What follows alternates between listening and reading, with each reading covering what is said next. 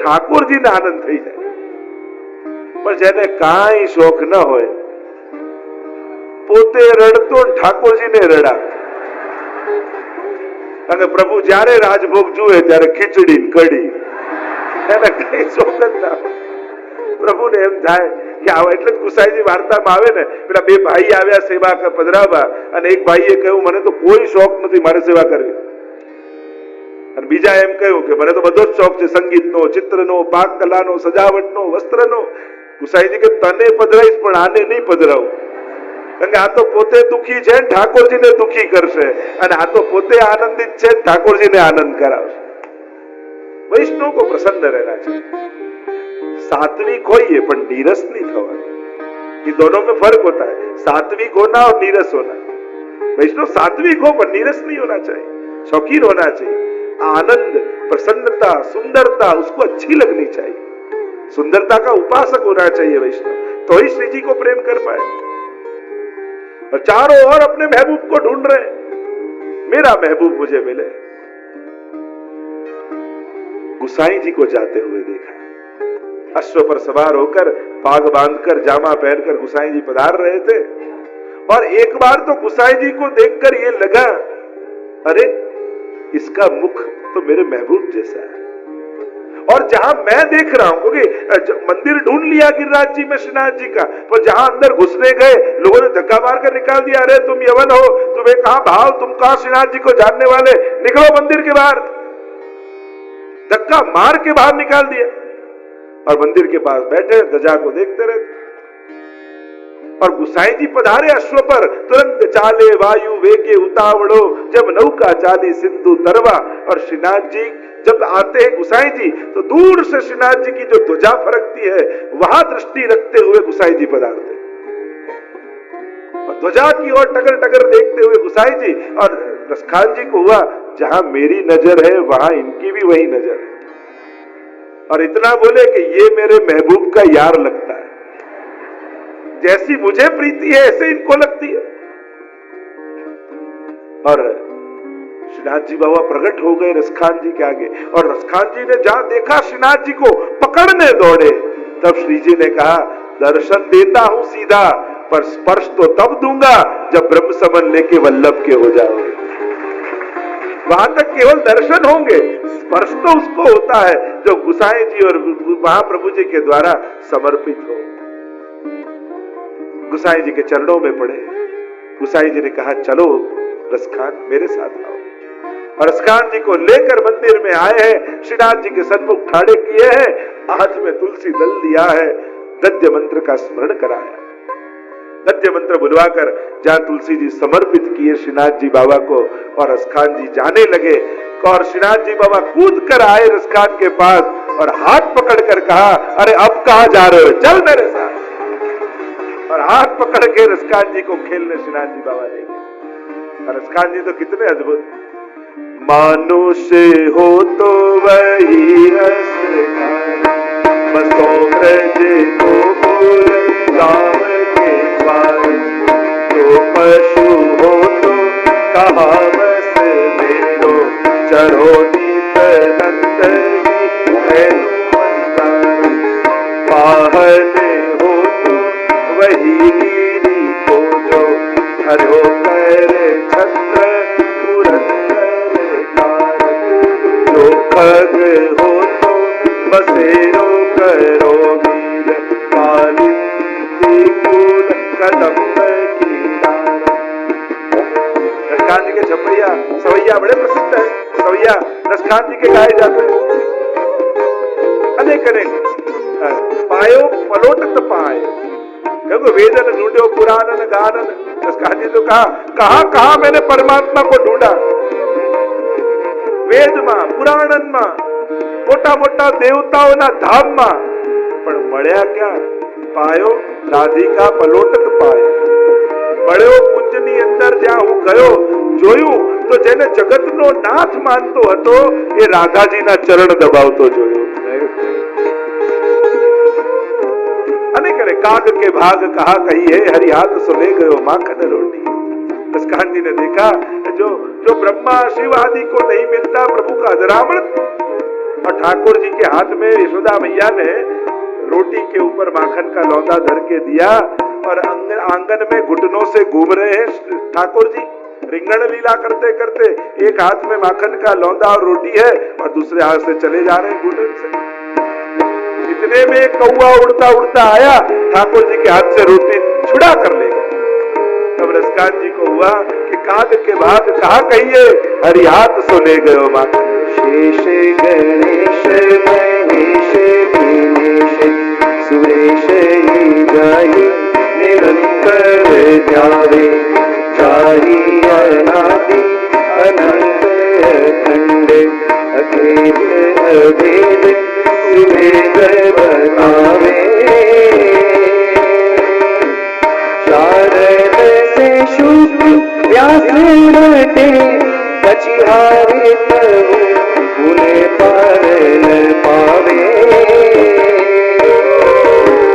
ताई रे की छोहरिया छचिया भर छाछ पे नाच शेष महेश गणेश दिनेश सुरेश जाहि निरंतर ध्यावे, जाहि अनादि अखंड अनंत अचेत अभेद सुभेद बतावे। नारद से सुख जाहि रटे, पछिहाई तुझ पार न पावे। ताही अहिर की छोरिया छचिया भर छाछ पे। ये रसकान जी का माधुर्य है कि सभी अपनी महत्ता को छोड़कर भगवान भक्त जैसा हो जाए, ऐसा ब्रज का ब्रजेश। इसीलिए हमें तो ब्रज को राजा चाहिए। ऐसे अद्भुत अद्भुत रसकान जी के सवैया। ऐसी प्रीति लगी श्रीनाथ जी के चरणारविंद में कि श्री जी के मग्न हो गए। रसकान जी पर कृपा की है।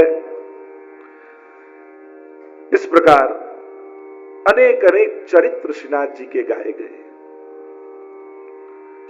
एक बार गुसाई जी गोविंद स्वामी को बुलाया और आज्ञा की कि गोविंद स्वामी तुम यहां खड़े रहो।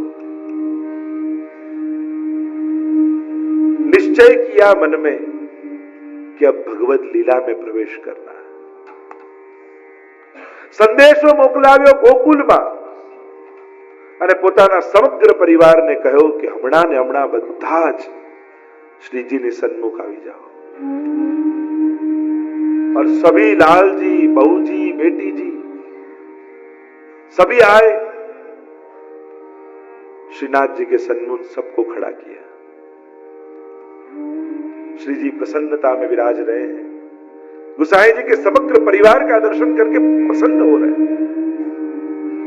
और तब दो हाथ जोड़कर गुसाई जी ने साष्टांग दंडवत किया और श्री जी बाबा से विनती की कि बाबा ये मेरो परिवार नहीं, ये आपको परिवार है। आज तक आपकी सेवा करने का प्रयास किया, आपको सुख हो उसकी कोशिश की।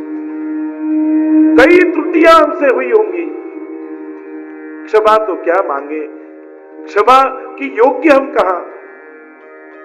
प्रयास कियो कि प्रभु आपको सुख हो, आपने प्रसन्नता થાય। पर कदाच भविष्यમાં એવો સમય આવે કે કદાચ મારો પરિવાર આપને સુખ ન આપી શકે, કદાચ કોઈ અપરાધ કરી બેસે તો બાબા એમને ક્ષમા કરજો, એને પોતાનો પરિવાર જાણીને રાખજો। અને ત્યારે શ્રીનાથજી બાબાએ કહ્યું, કાકાજી मैं क्यारे आपनो परिवार जुदो गण्यो ज नथी, हमेशा मैं पोतानो परिवार जाण्यो छे। अने हूँ आपने वचन आपू छूं कि आपना वंशमां बाळको कदाच डाबा हाथे जारी भरशे तोय हूँ प्रेमथी आरोगीश, कदाच पीठ दईने उभा रहेशे छतां एमना उपर प्रसन्न रहीश। हूँ आपना कुळमां आपना दर्शन करीश। मारा मने प्रत्येक वल्लभ बाळक એ વલ્લભ છે એ રીતે હું જોઈશ, પણ હું ક્યારેય આપના કુળ ઉપર અપ્રસન્ન નહીં થાઉં। સાષ્ટાંગ દંડવત કર્યા। પરિવારને કહ્યું કદાચ બીજું સચવાય ન સચવાય, પણ આ શ્રીજીને ક્યારે સેવાનો ભાવ છોડતા નહીં। શ્રીનાથજીની સદાય કૃપા આપના ઉપર રહેશે અને બધાને આજ્ઞા કરી કે હવે આપ બધા જ ગોકુળ જતા. સાથે લાલજીને આજ્ઞા કરી કે આપ બધા જ જાઓ. અને જ્યારે બધો જ પરિવાર ગોકુલ પાછો ગયો, શ્રીનાથજીને સાષ્ટાંગ પુનઃ દંડવત કર્યા અને વિનંતી કરી કે બાબા अब मुकु आज्ञा दो, अब पुनः लीला में प्राप्त होना. गुसाईजी चाल्या. गोविंद स्वामी ने કહ્યું કે ચલો ગોવિંદ સ્વામી મેરે સાથ. કહેવાય છે કે ગુસાઈજી એ સમય પોતાનો ઉપરનો ત્યાં મૂકતા ગયા. એવો પ્રસંગ કહેવામાં આવે છે કે જ્યારે એકવાર ગોકુલમાં બિરાજતા હતા અને ત્યારે બહારથી કંઈક શોર થઈ રહ્યો હતો, અવાજ થઈ રહ્યો હતો. ગુસાઈજીએ કહ્યું કે બહાર જાકે દેખો ગિરધર કા હો રહ્યો. અને ગિરધરજી જોઈને આવીને કહ્યું કે ત્યાં કોઈ ગર્ધબ મરી ગયું છે અને લોકોને ઘસડી રહ્યા છે. અને આ સાંભળતાની સાથે ગુસાઈજીના નેત્રો ભરાઈ આવ્યા. અરે કાકાજી આપકે આંખ में आंसू क्यों? गुसाईजीએ કહ્યું હૃદય એટલા માટે ભરાયો કે એ ગર્ધબ કે ભાગ को कहा कहिए. એના સૌભાગ્યની શું સરાહના કરો કે મર્યા પછી પણ એનો દેહ વ્રજરજમાં આળોટી રહ્યો છે. કેવો ભાગ્યશાળી છે આજે. અરે गिरधर मेरे साथ भी ऐसो ही करिए. અને એટલા માટે ગુસાઈજી પોતાનો ઉપરણો મૂકી અને ગોવિંદ સ્વામીનો હાથ પકડી અને સદે જ્યાં સુંદર શિલા છે એની બાજુમાં ગોવિંદ સ્વામીની કદમ ઘંટી એની પાસે અને ત્યાં ગિરિરાજજીની કદરામાં સદે ગુસાઈજીએ પ્રવેશ કરી લીધો. બોલીએ ગુસાઈજી પરમ દયાળ કી જય. ગુસાઈજી પરમ દયાળ કી જય. ગુસાઈજી પરમ દયાળ કી જય. અને ગિરધરજીએ એ ઉપરણાને લઈ વ્રજરજમાં આળોતા આવતા એ ઉપરણાનો અગ્નિ સંસ્કાર કર્યો. અને હવે ગુસાઈજી લીલામાં પધાર્યા. ગિરધરજીના માથે સેવા. અનેક પ્રસંગો ગિરિરાજજીના ચરિત્રમાં તો ત્યાં પૂર્વમાં પ્રસંગ જ્યારે રોજ ગુસાઈજી ગિરિરાજ બાબાના મુખારવિંદ પર ભોગ ધરવા પધારતા. અને ઘણી વાર લાગતું. ત્યારે ગિરધરજીને એમ થયું કે આટલી વાર કેમ લાગે? ભોગ ધરવામાં તો તુરંત થઈ જાય. એકવાર ગુસાઈજી જાણી ગયા કે અમને શંકા થઈ છે. ત્યારે ગુસાઈજી આજ્ઞા કરી કે ગિરધર આજ ભોગ ધરવે તુમ જઈએ.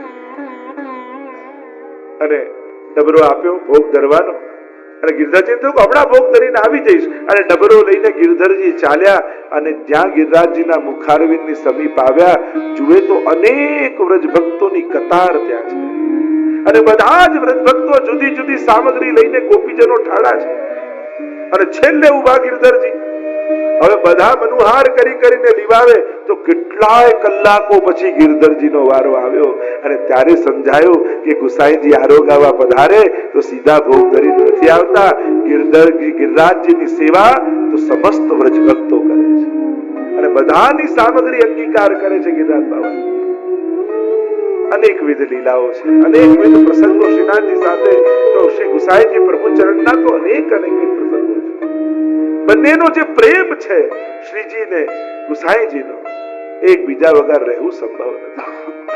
તો સદે ગિરિરાજજીની કદરામાં શ્રી ગુસાઈજી પ્રભુ ચરણ આસુર વ્યામો લીલા કરીને પધારે. પણ આજે પણ ગુસાઈજી બિરાજમાન છે.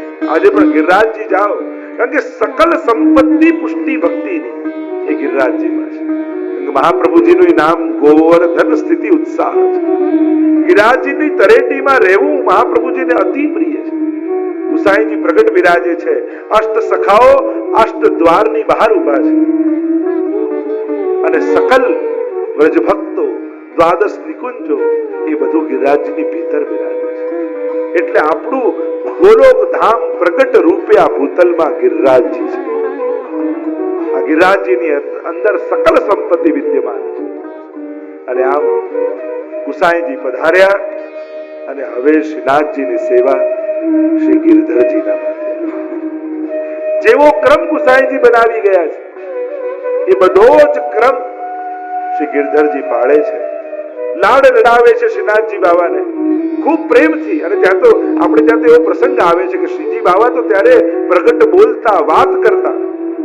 એ તો ગોકુલનાથજીએ વિનંતી કરી કે બાવા હવેનો સમય કલિયુગનો સમય છે, આ રીતે વાત કરશો ને બોલશો તો ક્યારેક જીવ આપની આ કૃપાને જીરવી નહીં શકે અને એને અભાવ આવી જશે.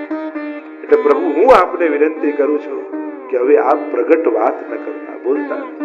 અને એવી માન્યતા પણ છે આપણે ત્યાં કે જ્યારથી ગુસાઈજી પધાર્યા પછી શ્રીનાથજી બાબા મૌન થઈ ગયા. ભક્તો જોડે તો ભાવાત્મક